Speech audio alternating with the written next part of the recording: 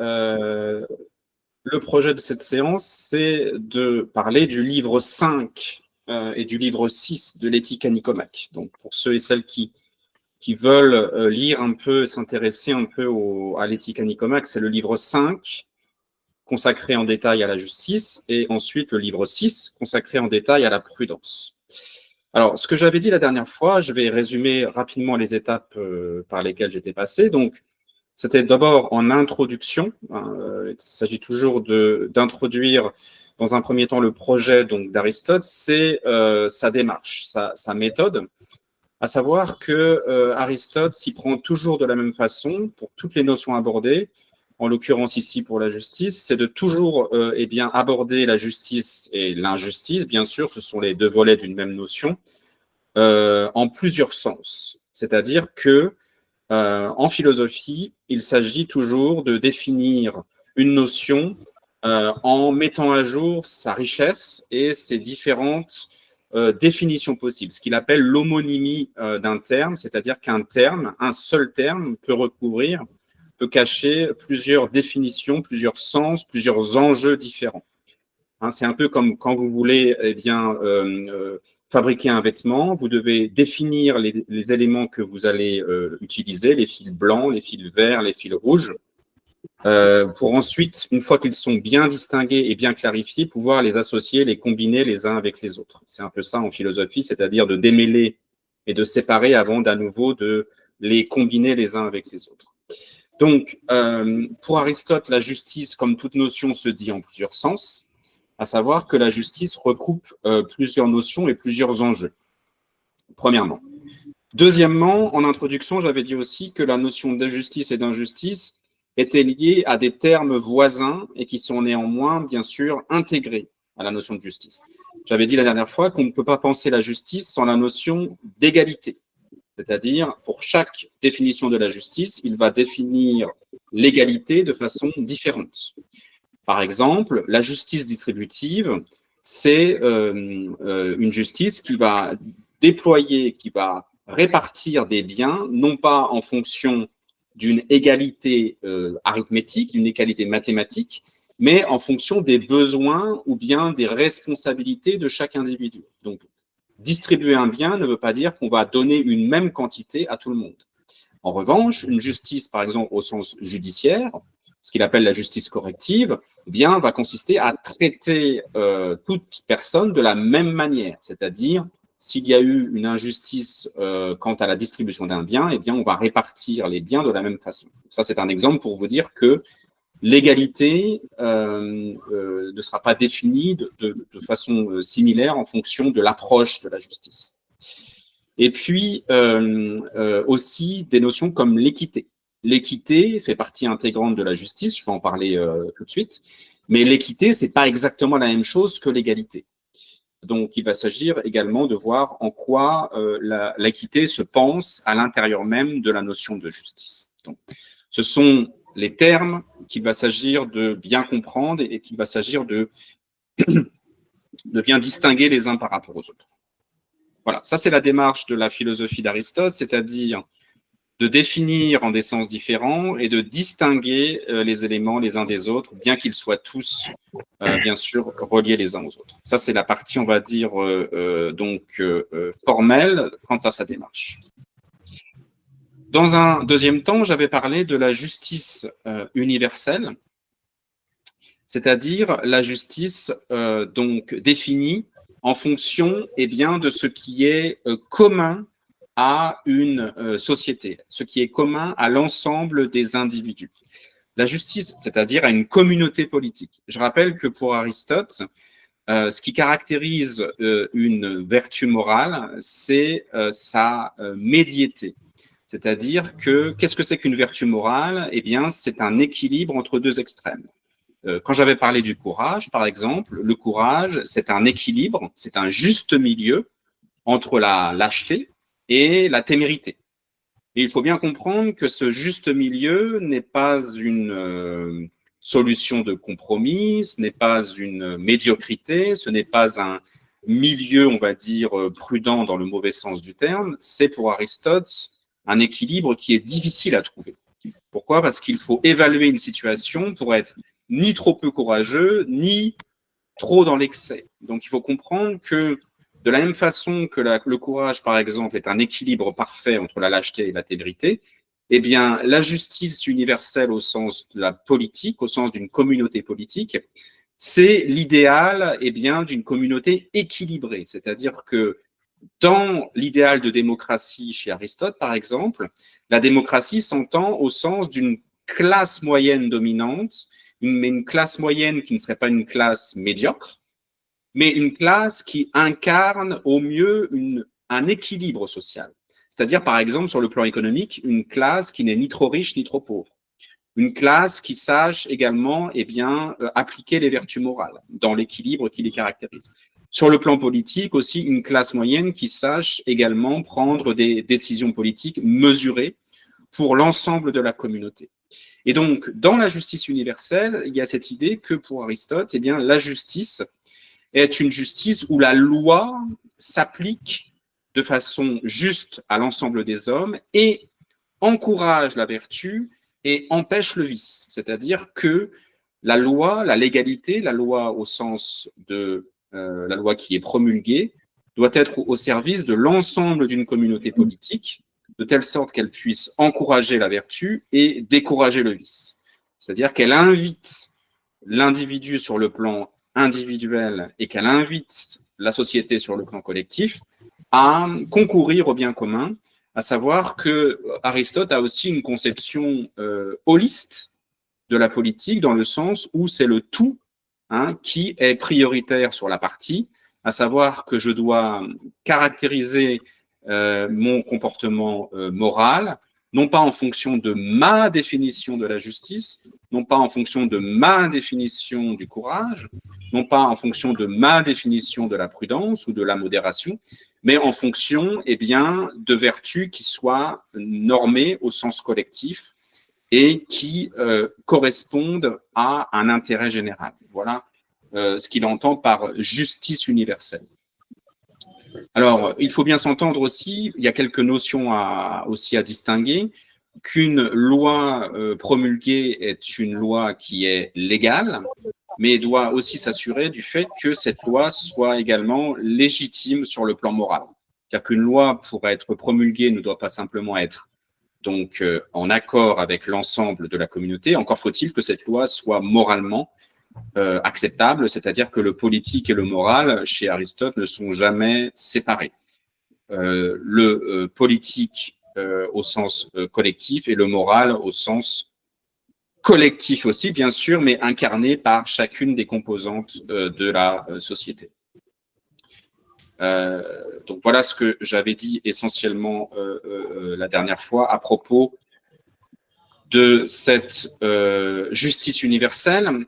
J'avais terminé aussi ce propos en disant que la justice, selon Aristote, dans une communauté, est le parachèvement de la loi, en ce que la justice s'identifie à la vertu morale complète, dans le sens où la justice est au service, évidemment, de l'ensemble de la communauté.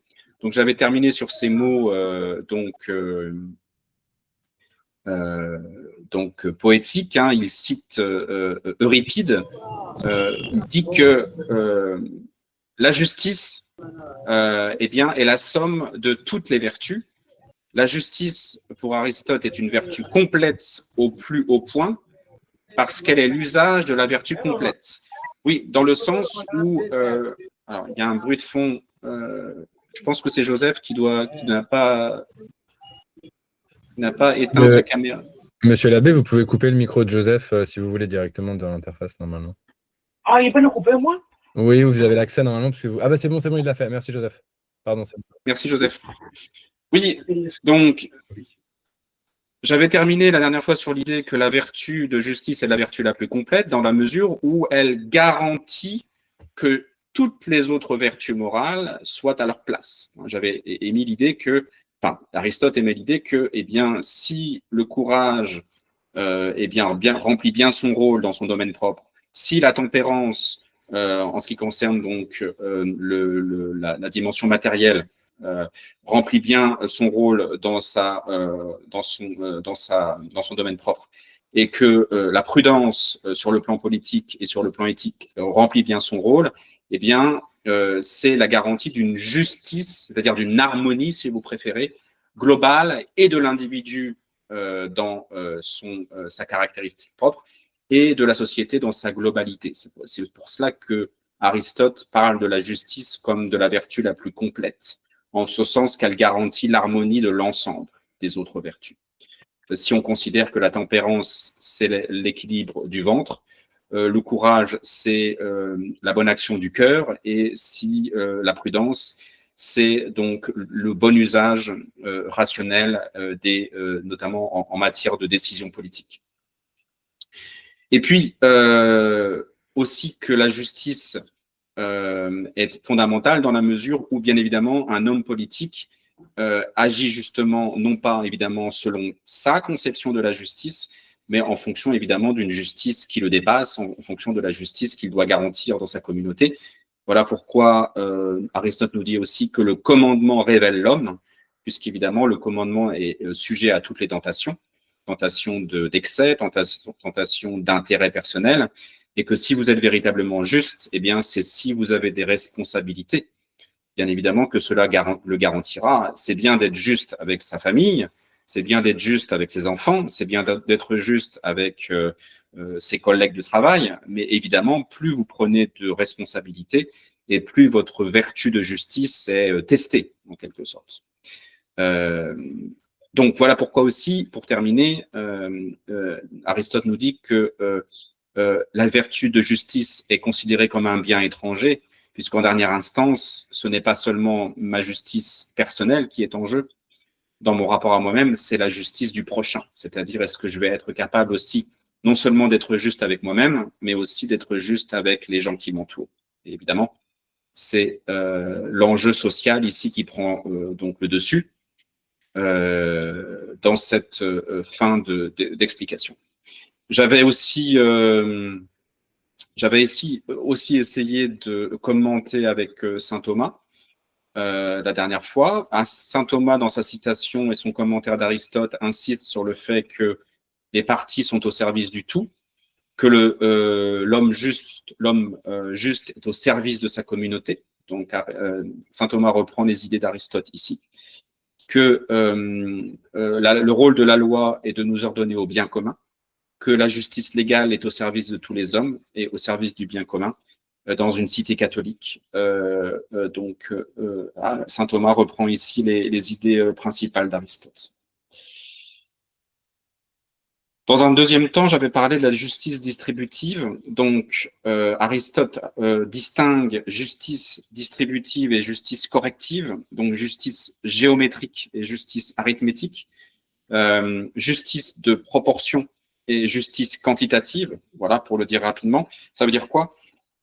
Ça veut dire que la justice distributive est une justice qui distribue les biens en fonction des besoins et surtout du rôle que chacun peut jouer dans une société, à savoir que la justice distributive va se caractériser par une distribution proportionnelle. On ne va pas donner les mêmes choses à toutes les mêmes personnes. Donc, il n'y a pas d'égalité. Donc, ici intervient dans la justice distributive la définition de l'égalité. En l'occurrence, la justice distributive n'est pas une distribution égale. C'est ce qui est important à retenir ici, à savoir que ici, dans une société, l'inégalité est une valeur de justice, dans la mesure où il faut évaluer en fonction de la place que chacun possède dans une société les biens qui lui reviennent, et donc justice distributive et inégalité ici ne sont pas contradictoires et ne sont pas incompatibles. Alors, on peut revenir pour ce faire sur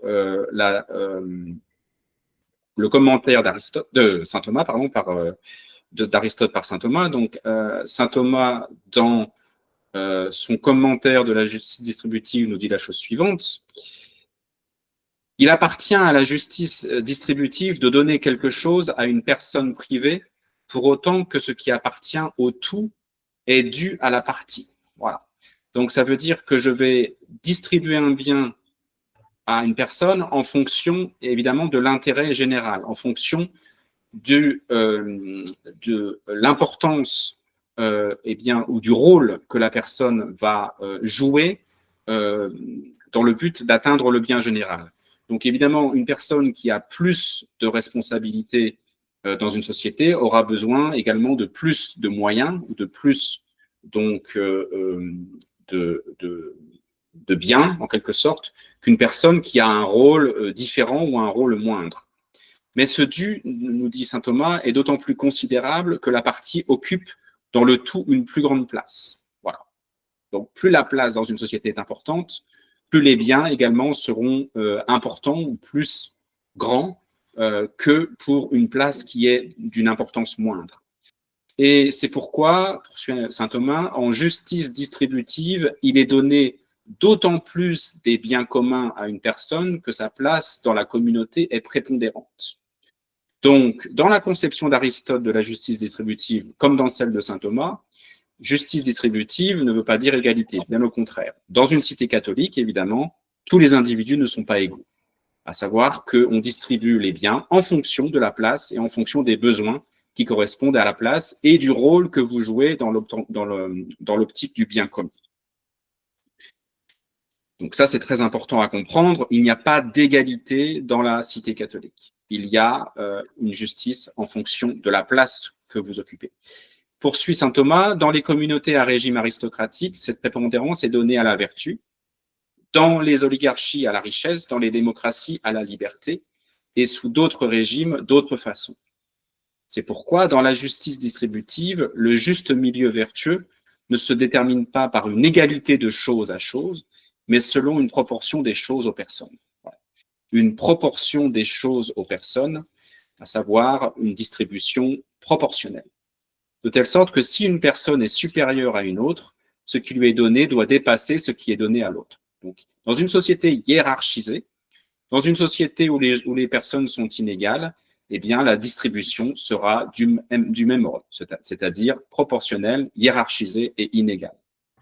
Et c'est pourquoi le philosophe, c'est comme ça que saint Thomas appelle Aristote, puisque pour saint Thomas, le philosophe, c'est Aristote, c'est personne d'autre, dit qu'un tel milieu vertueux s'établit selon une proportion géométrique, où l'égalité n'est pas une égalité de quantité, mais une égalité proportionnelle.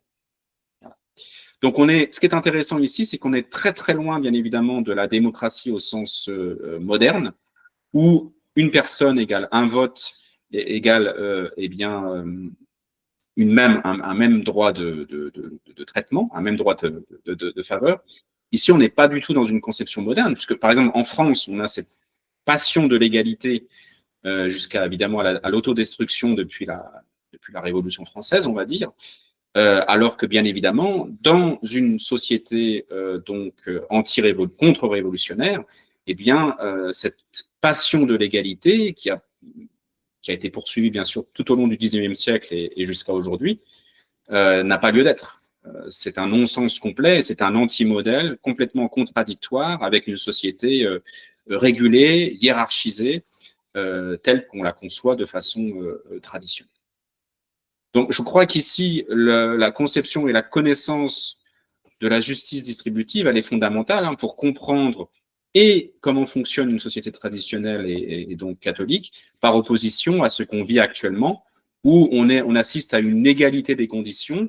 Puis le dernier avatar de ce modèle, j'ai envie de dire, ce sont les réseaux sociaux, où tout le monde est à égalité et tout le monde a le droit de dire, évidemment, et s'exprimer tel qu'il le veut.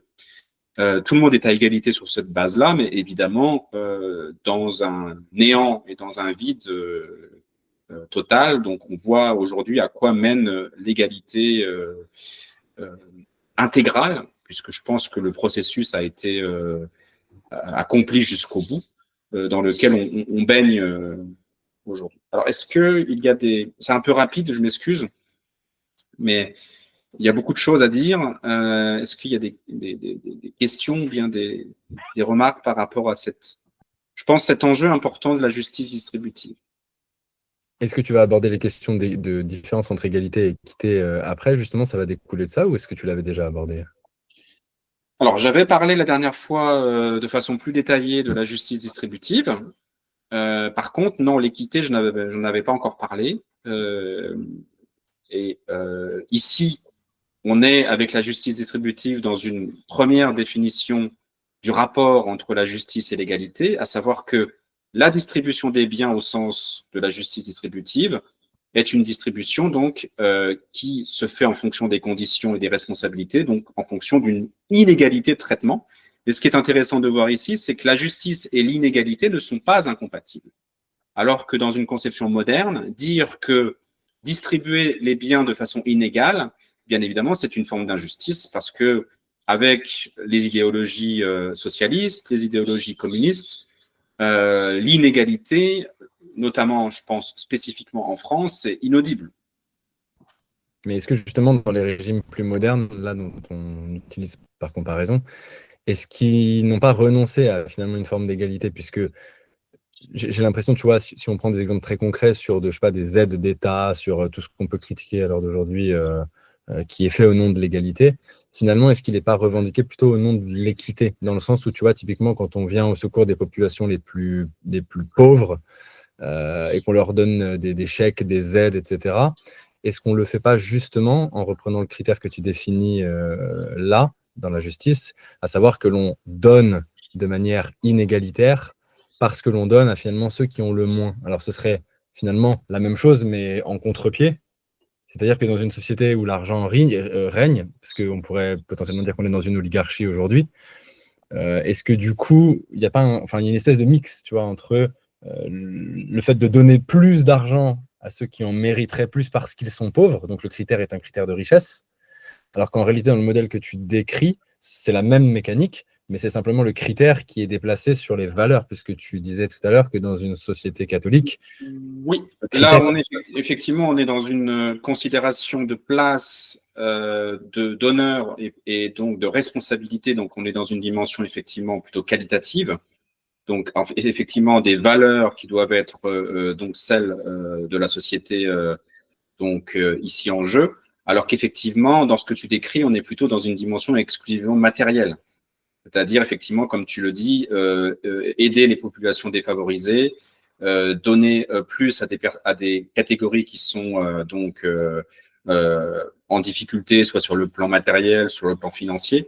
Et là, on est sur un autre modèle, parce qu'on est dans une dimension économique, dans une dimension, oui, socio-économique, alors que là, on est dans un enjeu de valeur.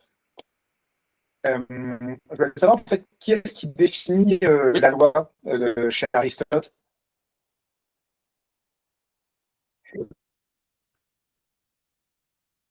Qui est-ce qui définit la loi selon… Donc, ce qui définit la loi selon Aristote, hein, c'est donc… comme je disais tout à l'heure dans la définition de la justice universelle, Aristote a une conception politique qui est une conception équilibrée au sens d'une démocratie incarnée par une classe moyenne majoritaire qui représenterait eh bien la voix, la sagesse en quelque sorte d'une communauté politique. C'est-à-dire que Aristote conçoit, par rapport aux utopies de l'Antiquité, comme celle de Platon par exemple, l'idéal de ce qu'il appelle une politeia, c'est-à-dire une majorité éclairée, équilibrée et qui s'incarne par ce qu'on appelle une classe moyenne. Alors pas classe moyenne au sens économique ou au sens marxiste, mais une classe moyenne au sens d'une majorité, donc d'une communauté qui est éclairée sur le plan intellectuel et sur le plan moral. Et aussi sur le plan économique, bien sûr. Est-ce qu'on peut, Vincent, pour la question de Christophe, vous me corrigez si je me trompe, donc pour Aristote, donc, le but de la cité, c'est l'homme vertueux d'un côté, exactement, oui. Et de l'autre côté, la raison, dans le sens rationnel, non? C'est l'animal rationnel qui doit agir conforme à ses facultés supérieures. Oui. Et de l'autre côté, les biens de la cité. Donc, ce sont ces trois critères. Ce n'est pas ces trois critères qui vont chez Aristote et les anciens être, on va dire, les critères de la loi. Donc, l'homme vertueux, la raison et les biens de la cité. Oui.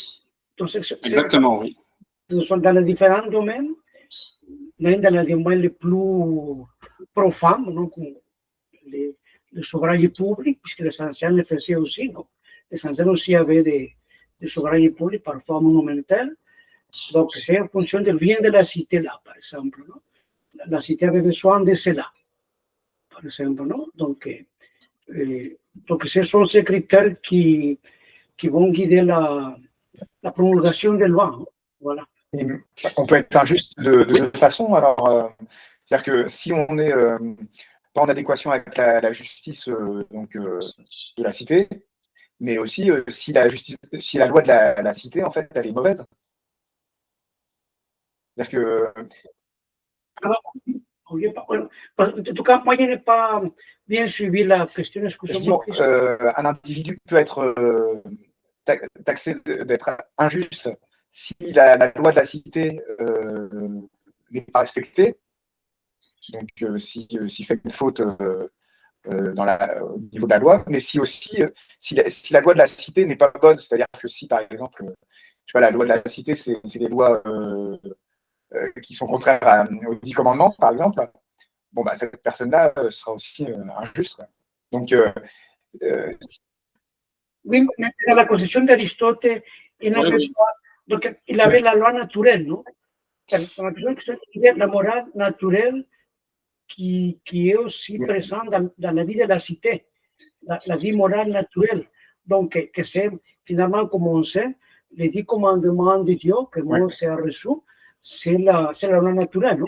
Que le bon Dieu a donné de manière positive, révélée, puisque tout le monde n'est pas en mesure d'une manière claire les attendre par sa raison. Non? Comme vous savez, dans la révélation, souvent, il y a de bonnes choses, le bon Dieu révèle des choses que la raison peut attendre, mais pour qu'on peut les connaître avec plus de facilité. C'est cela qu'enseigne Saint Thomas. Non? Donc, pour la question de la morale.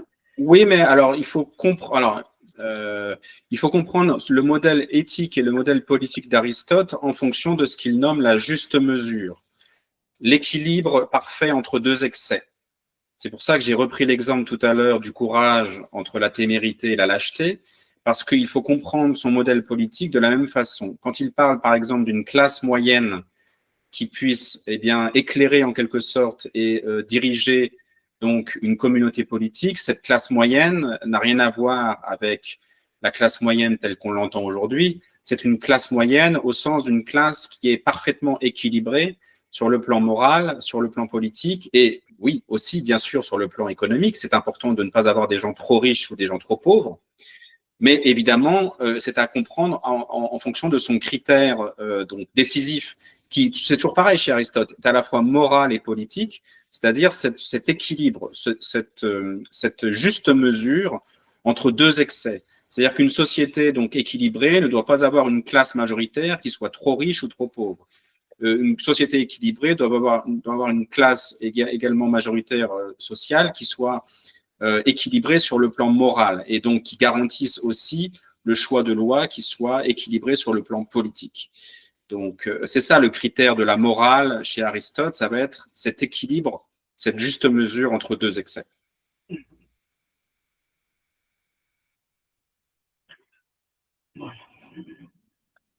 Alors, ce qui est très important ici, c'est de comprendre que l'articulation entre une justice distributive qui ne va pas être contradictoire avec la notion d'inégalité, c'est-à-dire de traiter différemment les individus, et ça, ce sera largement repris par la cité catholique.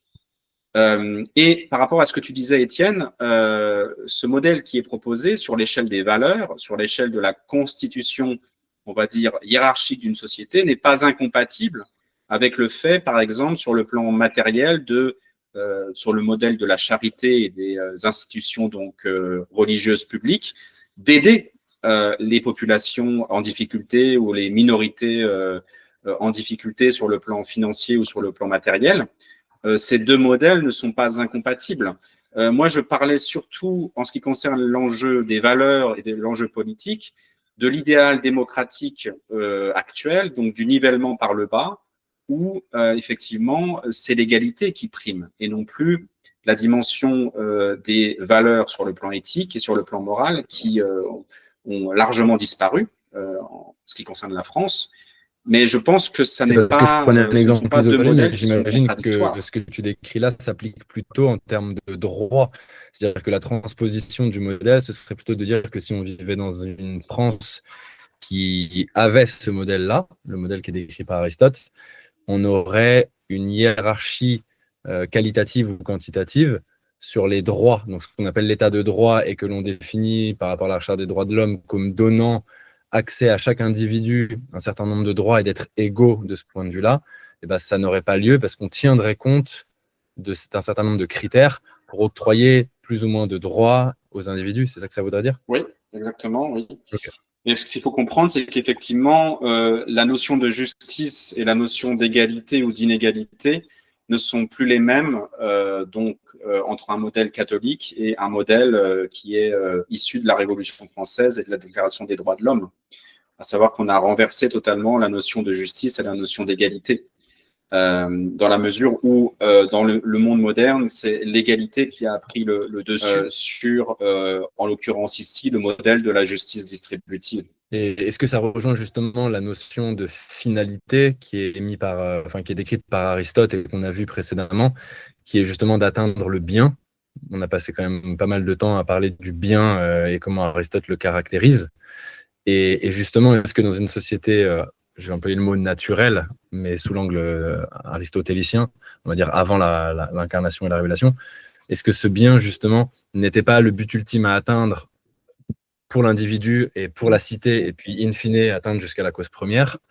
Et ceci étant, la justice que tu viens de nous décrire s'insérait pleinement dans cette lignée-là, alors qu'à partir du moment où on a enlevé effectivement Dieu, après la révélation, Dieu étant le bien à atteindre, on a enlevé ça de l'équation, on l'a retiré. Forcément, il n'y a plus cet objectif-là à servir et à atteindre. Donc la justice ne sert plus l'atteinte et la réalisation de ce bien, elle sert d'autres intérêts, et ces intérêts ont été placés à la place, et finalement cette justice ne sert plus que d'autres intérêts. Est-ce qu'on peut le résumer? Oui, dans la mesure où la morale d'Aristote sera reprise par la tradition catholique dans une dimension divine, donc dans une dimension hiérarchisée, donc dans une dimension verticale, si je puis dire, avec des échelles successives, alors qu'effectivement, aujourd'hui, on vit dans une société horizontalisée, en quelque sorte, où justement l'esprit de hiérarchie et l'esprit d'inégalité, issu de la Révolution française, a disparu peu à peu. Bon, c'est évidemment dit rapidement, puisque je voulais simplement résumer ce que j'ai. C'est toujours un exercice un peu compliqué de résumer tout en même temps essayer de répondre à des questions et donc du coup de re-rentrer dans des détails. Mais c'est ce que je voulais essayer de résumer ici, c'est-à-dire l'importance de cette justice, de l'enjeu de cette justice distributive sur le plan qualitatif, sur le plan proportionnel, puisque un individu n'est pas égal à un individu en ce qui concerne je dis bien en ce qui concerne les responsabilités. Devant Dieu, bien sûr, un individu est égal à un individu. C'est ce qui fait notamment l'universalité de la foi catholique. Mais sur le plan de l'organisation sociale et politique, les individus ne sont pas égaux. Parce que particulièrement à Athènes, excuse-moi, mais parce que particulièrement à Athènes, on avait justement les citoyens et on avait l'étranger, donc c'était déjà une hiérarchisation en fonction du statut. Est-ce que ça rejoint cette notion de justice ou est-ce qu'elle est en dehors de ça?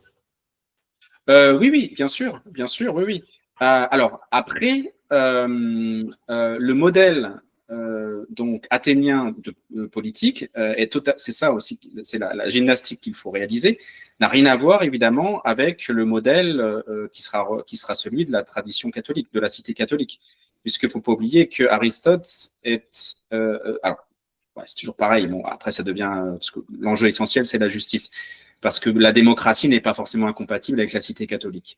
Mais en tout cas, le modèle athénien n'est pas forcément le même que le modèle qui sera donc celui de saint Thomas et de la cité catholique par la suite. Mais là, on rentre dans des considérations politiques. Donc ici, je voulais simplement insister sur ce que Aristote entend par justice distributive.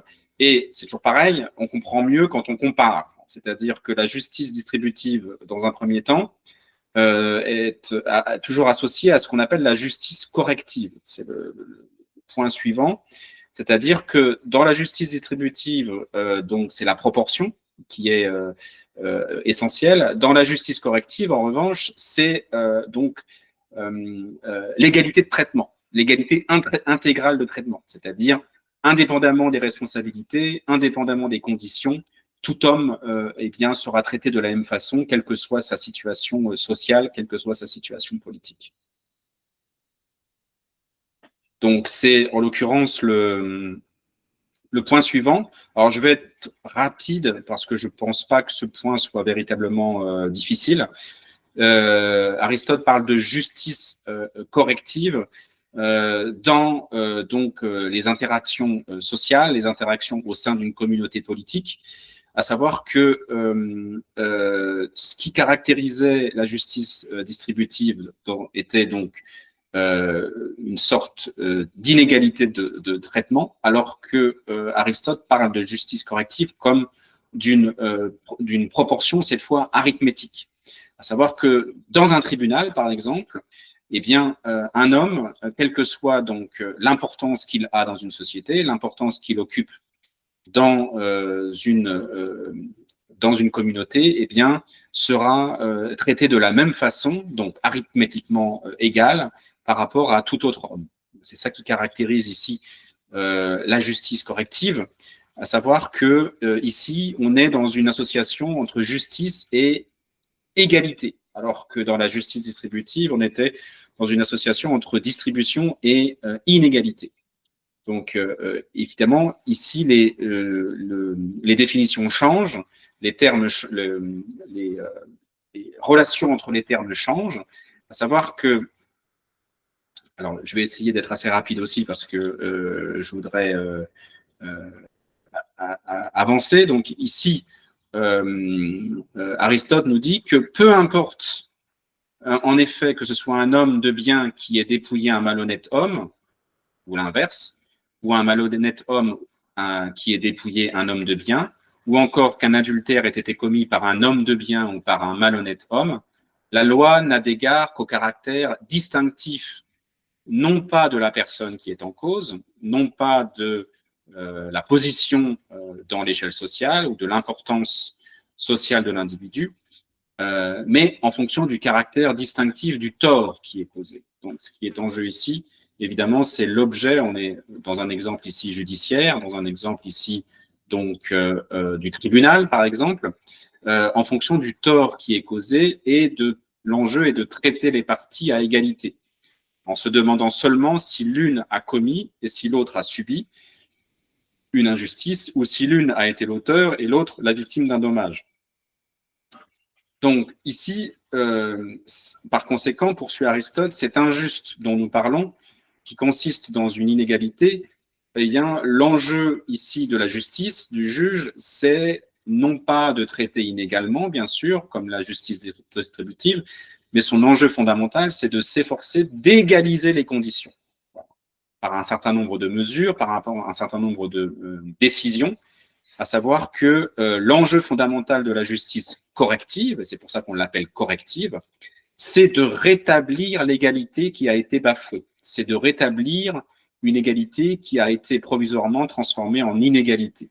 Voilà l'enjeu fondamental ici d'une société équilibrée, c'est-à-dire que la justice corrective qui va être le pendant, qui va être le complément, le complément de la justice distributive, va être donc dans son objectif principal d'égaliser les individus, d'égaliser les conditions, abstraction faite des personnes qui sont en jeu ici. Donc, à la limite, ici, les personnes n'ont aucune importance. Ce qui est en jeu, c'est qu'est-ce qui a été commis et qu'est-ce qui doit être rétabli, qu'est-ce qui doit être donc égalisé et rééquilibré à nouveau, hein, si on considère que l'injustice est un déséquilibre, que l'injustice est un excès, que l'injustice est un défaut de juste mesure, eh bien, le juge s'efforce par le châtiment, par la décision qu'il va prendre, eh bien, de rééquilibrer une condition qui a été initialement déséquilibrée.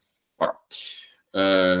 Donc, évidemment, l'enjeu ici du juge, c'est de s'adapter à la situation, puisque chaque situation injuste est différente, et de prendre la décision qui est appropriée à chaque situation, en fonction évidemment de l'évaluation du préjudice qui a été commis, et en fonction eh bien, de la réparation qui sera nécessaire, abstraction faite de la distribution des biens donc initialement réalisés.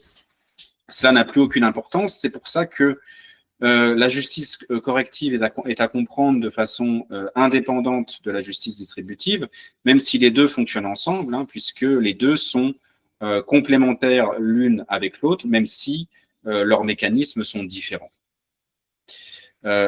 Donc, traiter un individu comme un autre, là on est dans un processus, pour ce qui concerne la justice corrective, je dirais démocratique, dans le sens où un individu égale un autre individu, et que le juste donc rectificatif, là en l'occurrence, va s'appliquer exactement de la même façon pour tout individu qui compose donc une société. Le juge est considéré comme un médiateur, le juge est considéré comme un moyen terme, et le rôle du juge, qui est un moyen, c'est de restaurer une égalité donc, qui a été perdue. Alors, il y a un commentaire de saint Thomas sur ce point, mais qui, je pense, est extrêmement simple, mais on va le lire quand même pour terminer ici. Donc, saint Thomas qui commente la justice corrective. Alors, saint Thomas l'appelle, lui, la justice commutative. Au contraire donc là, vous avez le texte, parce que je vais partager l'écran, si vous le souhaitez ici. Donc, saint Thomas nous dit la chose suivante, au contraire de la justice distributive dans les échanges, on rend à une personne particulière quelque chose en remplacement de ce que l'on a reçu d'elle, ce qui est évident dans l'achat et la vente, qui nous donne la définition élémentaire de l'échange. Il faut égaler objet à objet, de telle façon que tout ce que l'un a reçu en plus, en prenant sur ce qui est l'autre, il le lui restitue en égale quantité. Voilà. Donc ici, l'enjeu, c'est l'égale quantité. Alors évidemment, l'égale quantité n'est pas forcément évidente quand, par exemple, vous avez lésé quelqu'un sur le plan, par exemple, symbolique. Bon, si vous volez un objet, on peut évaluer quantitativement eh bien, ce que vous devez rendre en matière de justice. Par contre, si vous commettez un préjudice, on va dire, plus difficilement quantifiable, par exemple, je ne sais pas moi, si vous tuez un membre de sa famille, eh bien, l'évaluation quantitative du châtiment ou bien de ce que vous devez rendre est plus difficile en fonction des circonstances, en fonction de la situation. Par exemple, oui, un meurtre ou une blessure, comment est-ce que vous allez quantitativement évaluer le bien à rendre à cette personne? Ça reste effectivement toujours un objet de débat. Mais en tout cas, l'enjeu de la justice corrective, c'est, à la différence de la justice distributive, l'égale quantité. Alors que dans la justice distributive, c'est, je dirais, l'inégale distribution qualitative. Voilà, comment est-ce qu'on pourrait résumer rapidement la distinction? Et ainsi, termine saint Thomas, l'égalité s'établit selon une moyenne arithmétique. Donc la justice distributive, on était dans une proportion géométrique. Ici, on est dans une moyenne arithmétique que fixe un excédent quantitatif égal. Ainsi, 5 est le milieu entre 6 et 4. Il dépasse l'un des deux nombres d'une unité et est dépassé par l'autre d'autant. Si donc, avant tout échange, les deux parties avaient 5 et que l'une d'elles reçoit une de ce qui appartient à l'autre, elle aura 6 et il ne restera à l'autre que 4. Pour revenir au juste milieu, il faudra en justice que la partie qui a 6 donne 1 à celle qui a 4, et en effet, l'une et l'autre auront 5, qui est le milieu. Donc là, on est dans un équilibre, dans une juste mesure quantitative. pense que la justice corrective ici ne pose pas de problème. Est-ce qu'il y a des questions sur cette justice corrective? C'est un peu un mythe parce que c'est une vision assez mathématique quoi, des choses, mais voire communiste un petit peu, non?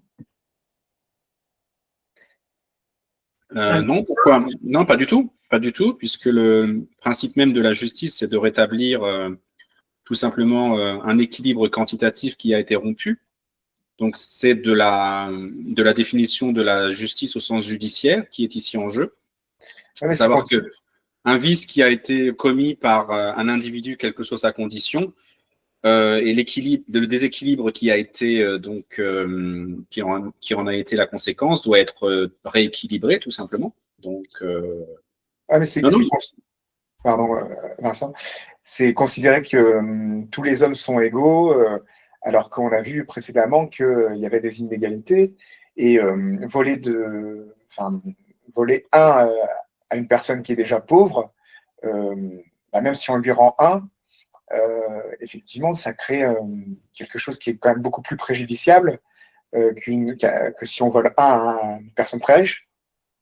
oui, bien sûr, mais là, ça appartient effectivement au juge d'évaluer, comme j'ai dit tout à l'heure. Alors, c'est ce qu'on va voir aussi par l'équité. L'équité, effectivement, va être un de ces enjeux aussi. C'est au juge, évidemment, d'évaluer la situation, puisque chaque situation injuste est unique, chaque situation est différente. Donc, d'évaluer effectivement ce qui doit être rendu pour rétablir l'équilibre dans chaque situation. Mais ça participe de la définition de la justice au sens universel, je pense ici. Il n'y a rien de communiste, puisqu'il s'agit tout simplement de traiter les situations non pas en fonction des conditions, mais en fonction de ce qui a été véritablement commis. Je pense que c'est ton exemple qui a une telle parfaite symétrie que ça peut mener à ça. Mais c'est la même chose si une des personnes partait de 8, la deuxième avait 2, et que celle qui a 8 vole 1 à celle qui a 2, donc on serait à 9-1. La justice a simplement pour but de rétablir l'état initial, c'est ça? Oui, donc de rétablir la proportion qui existait initialement. Ouais. Donc, et de pas forcément faire 4,5 et 4,5. Oui, voilà. Ouais. Mais parce que là, on est dans la justice corrective. Si la justice distributive s'en mêle, je ne sais pas comment elles sont intriquées, ça voudrait dire qu'on pourrait prendre en compte le fait que la personne qui a volé 1 à la personne qui a 2 alors qu'elle-même a 9, si cette personne-là est très comment dire, une importance dans la cité qui est moindre ou qui est importante, est-ce que ça vient soit pondérer, soit justement augmenter ce que la justice distributive pourrait, non? Oui, justement, non. Les deux, effectivement, sont effectivement complémentaires dans le sens où elles se comprennent l'une avec l'autre, l'une par rapport à l'autre, mais l'une ne doit pas interférer l'autre et réciproquement. Est-ce que peut-être pour peut-être comprendre ces distinctions, il ne faudra pas bien peut-être établir qu'il y a une différence entre la justice distributive et la justice corrective. Même peut-être pour la rendre plus évident, il y a même une différence d'espèce entre la justice corrective et la justice distributive. Oui, exactement. Que sont des vertus, on va dire, à la limite différentes. Ah non, elles sont totalement différentes. Totalement différentes. Donc, on est dans des ordres différents. Pour élever cette... Parce qu'on a l'impression, disons, si on ne fait pas cette distinction, que c'est toujours la justice. Mais non, c'est différentes sortes de justice qui ont un rôle dans las, très différent, non? Oui, c'est l'homonymie de la justice. Donc, on emploie le même terme, justice, mais la justice ici correspond à deux définitions différentes et qui ont toutes deux des conséquences tout à fait différentes également sur la définition de l'égalité. Donc, l'égalité n'aura pas du tout le même sens avec la justice distributive et n'aura pas du tout le même sens avec la justice corrective. Ouais.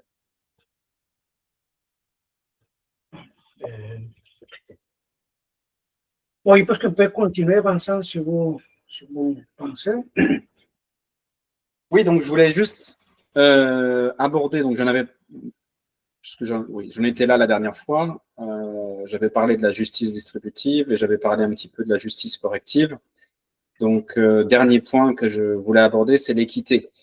L'équité, va peut-être aussi éclairer un certain nombre de points qui ont simplement été auxquels on a simplement fait allusion jusqu'à présent.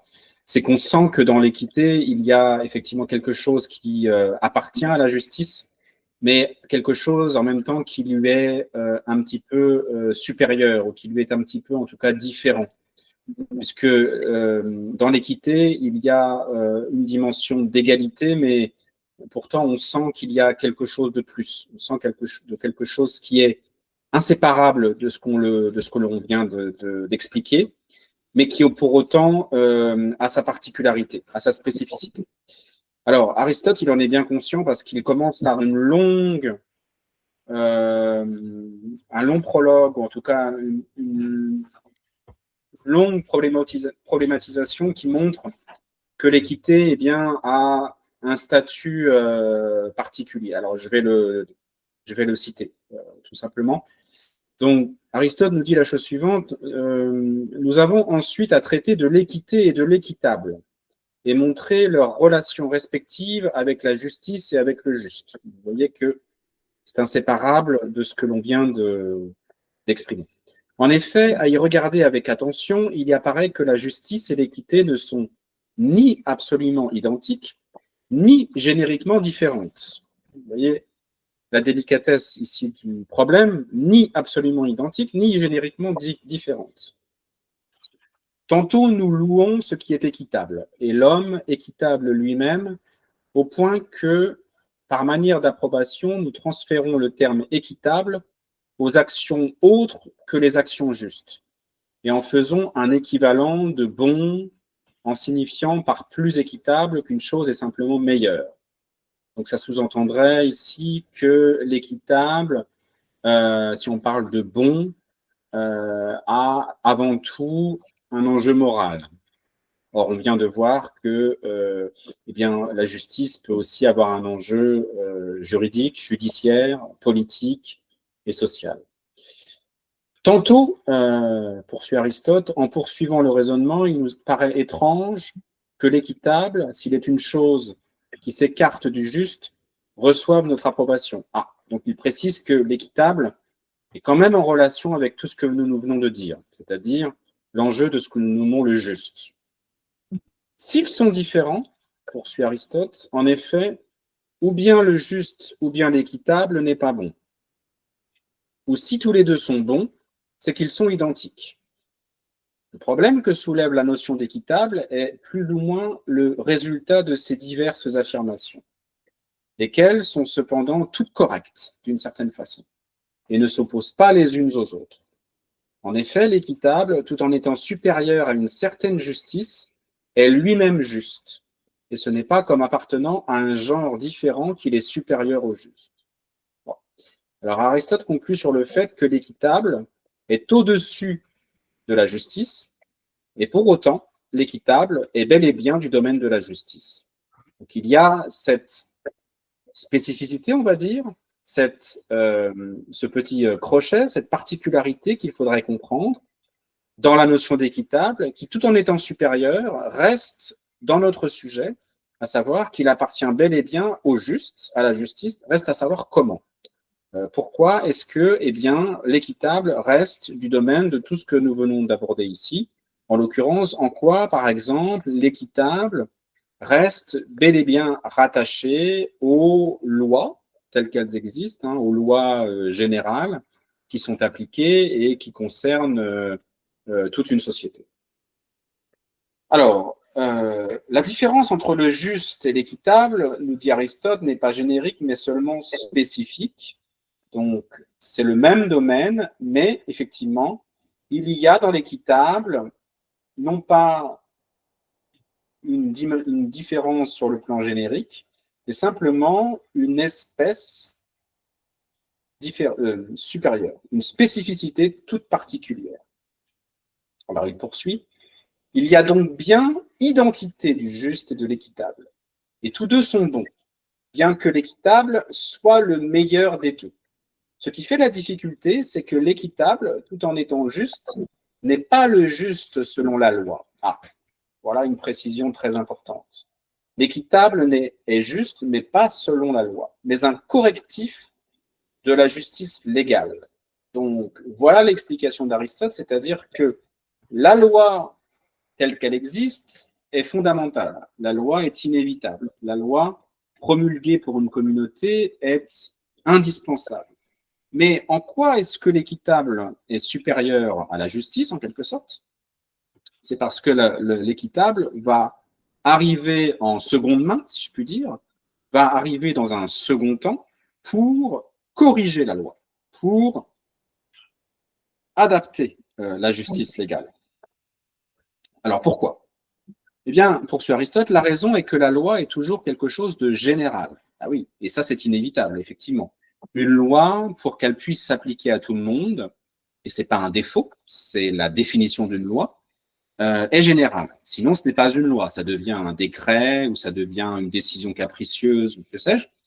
La loi se caractérise par sa généralité. C'est quelque chose qui est tout à fait normal et qu'il y a des cas d'espèce, nous dit Aristote, au contraire, pour lesquels il n'est pas possible de poser un énoncé général qui s'y applique avec rectitude. Donc, qu'est-ce qu'il est en train de dire ici? Il est en train de dire qu'une loi est générale, puisque c'est la nature de la loi, et qu'en revanche, la loi se caractérise par sa dimension un peu abstraite, sa dimension un peu rigide, sa dimension un peu trop générale. Dans les matières, donc, où on doit nécessairement se borner à des généralités, et où il est impossible de le faire correctement, la loi ne prend en considération que les cas les plus fréquents.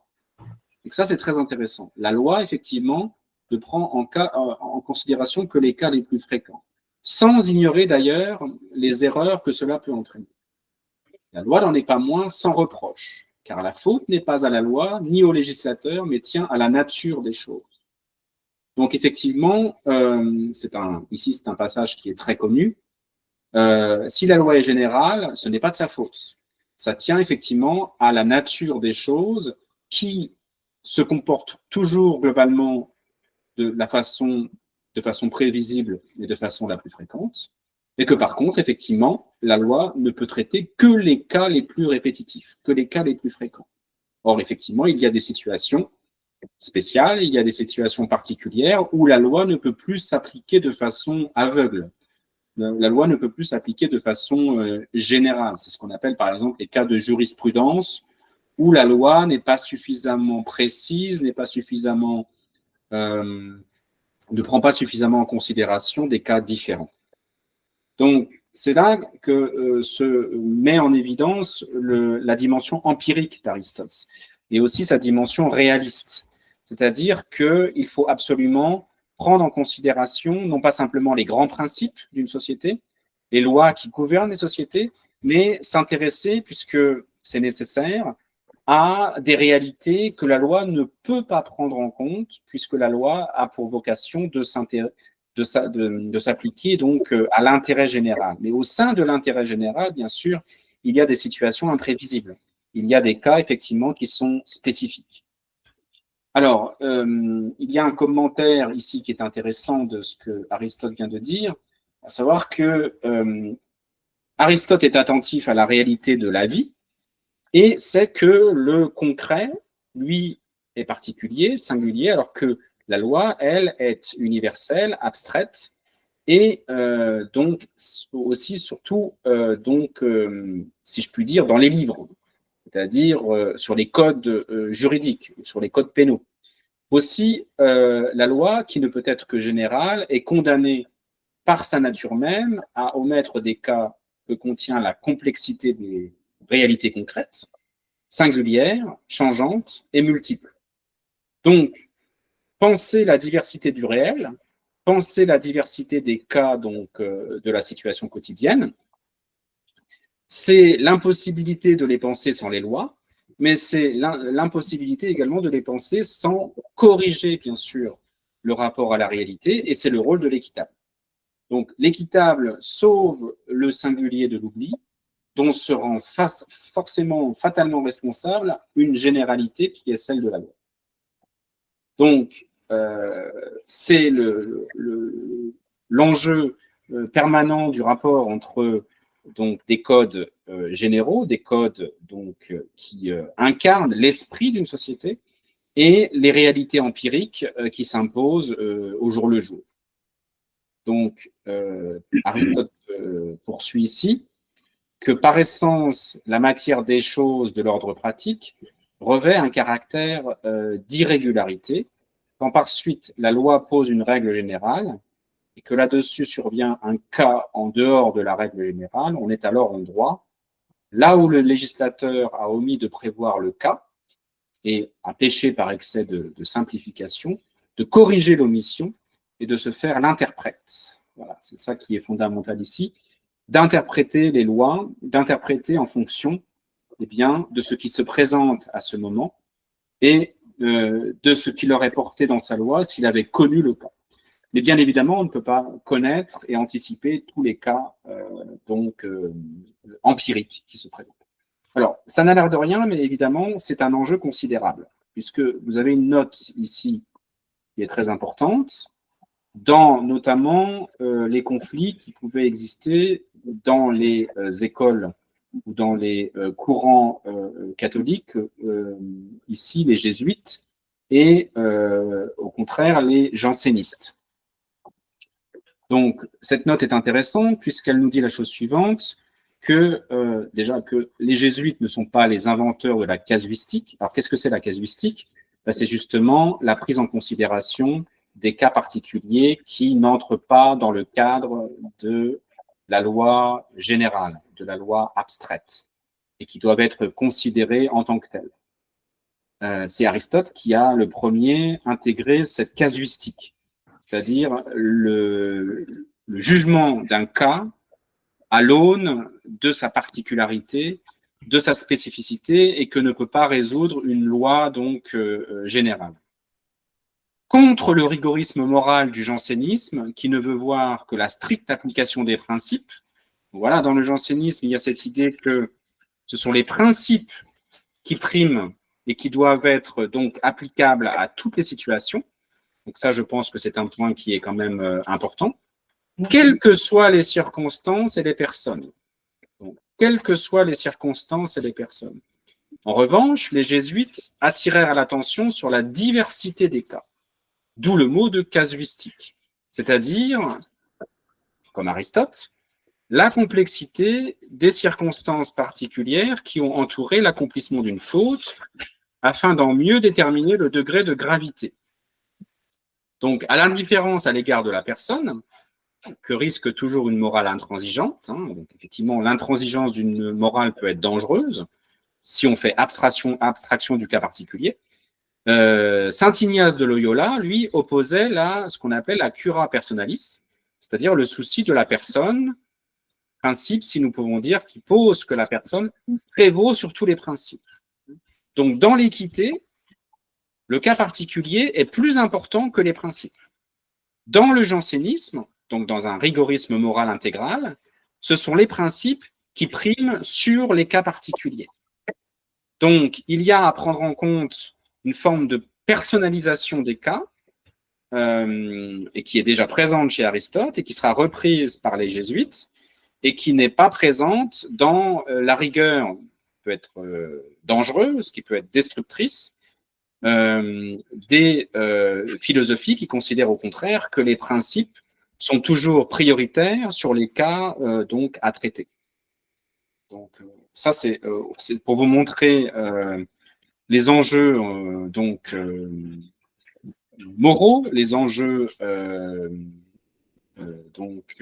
quotidiens, si je puis dire, de l'équité ici, notamment en matière de traitement des cas particuliers et des inconduites.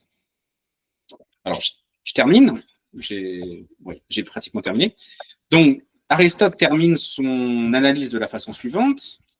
De là vient que l'équitable est juste et qu'il est supérieur à une certaine espèce de juste, non pas supérieur au juste absolu, mais seulement au juste où peut se rencontrer l'erreur, en raison du caractère trop rigide ou du caractère absolu d'une règle. Donc, l'équitable a le rôle d'être un correctif à la loi, car la loi manque ou échoue à statuer d'un cas à cause de sa généralité.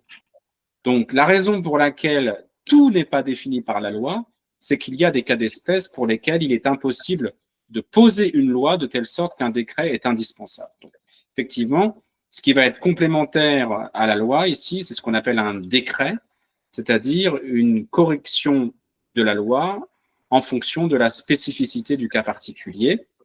Et puis, il y a une citation qui est très connue d'Aristote, c'est la suivante. En effet, de ce qui est indéterminé, la règle aussi est indéterminée, à la façon de la règle de plomb utilisée dans les constructions de Lesbos, de même que la règle épouse les contours de la pierre et n'est pas rigide, ainsi le décret est adapté aux faits. Donc ici, il emploie une métaphore qui est très belle, c'est-à-dire qu'une règle, pour mesurer une distance dans une réalité physique, ce n'est pas forcément une ligne droite, il faut épouser les imperfections, les irrégularités, les contours de la pierre pour mesurer quelque chose, et que si vous employez toujours le même système métrique, face à, par exemple, à l'irrégularité d'une pierre, vous allez évidemment faire une mauvaise mesure, puisque chaque réalité est beaucoup plus complexe que les lois en vigueur. Voilà. Comment est-ce qu'on peut terminer ici? Super, merci beaucoup Vincent. J'ai coupé la caméra parce que je suis parti en cuisine, mais je suis attentif. Voilà, donc le dernier point, j'en ai terminé sur la justice. Le dernier point qui était ici très très important, c'était donc l'enjeu de l'équité.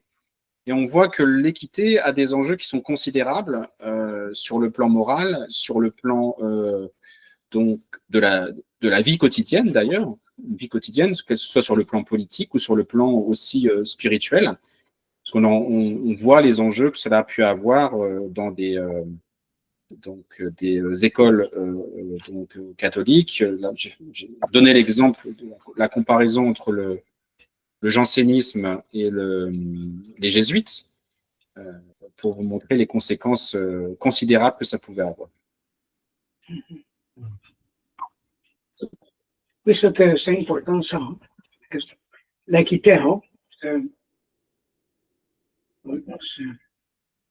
Mais est-ce qu'on peut considérer que l'équité c'est une qualité de la justice ou que c'est une justice, on va dire, une justice plus parfaite? Aristote exprime de cette façon suivante l'idée que l'équité est supérieure à la justice, bien qu'elle, dans le même temps, appartienne à la justice.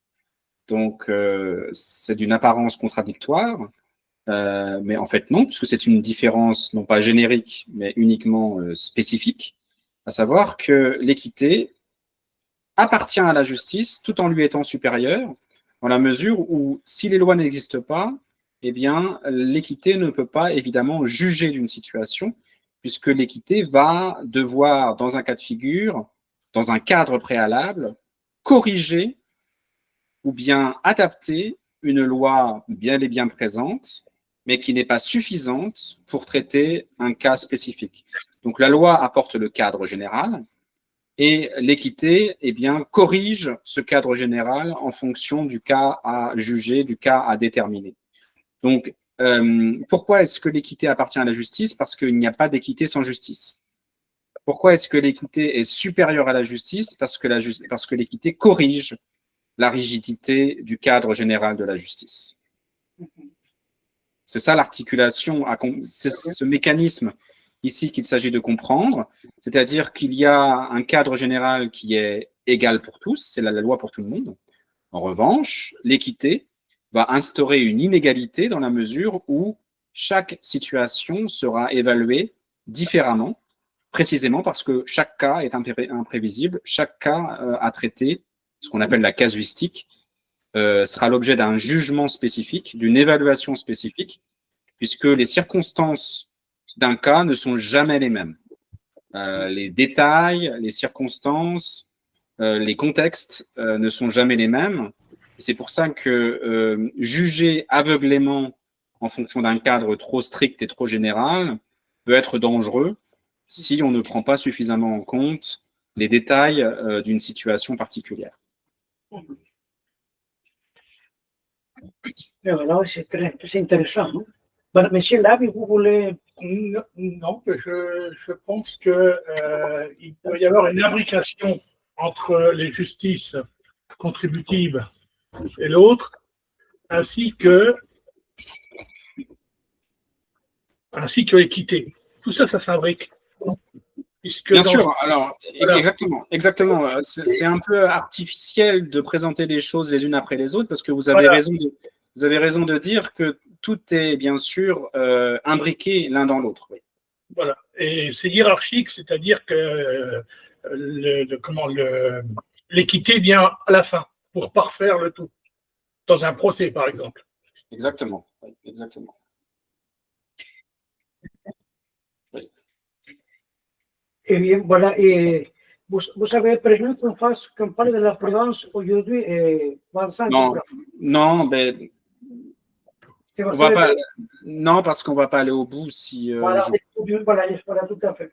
Ouais. Il vaut mieux la laisser parce que sinon on va bâcler. Hein? On va la laisser pour la prochaine fois. Hein? On va méditer. Alors, si vous voulez, s'il n'y a pas de questions sur cela, sur la justice, la différentes sortes de justice ou l'équité, on va couper l'enregistrement. Comme ça, après, on peut... Oui? Oui. C'est bon? Merci Vincent, en tout cas. Merci beaucoup. Merci à toi. Ouais. C'est toujours très, très intéressant là. C'est de plus en plus compliqué avec ce crescendo, mais c'est super intéressant de revenir à ces notions-là. Voilà. Eh bien, on va couper l'enregistrement maintenant.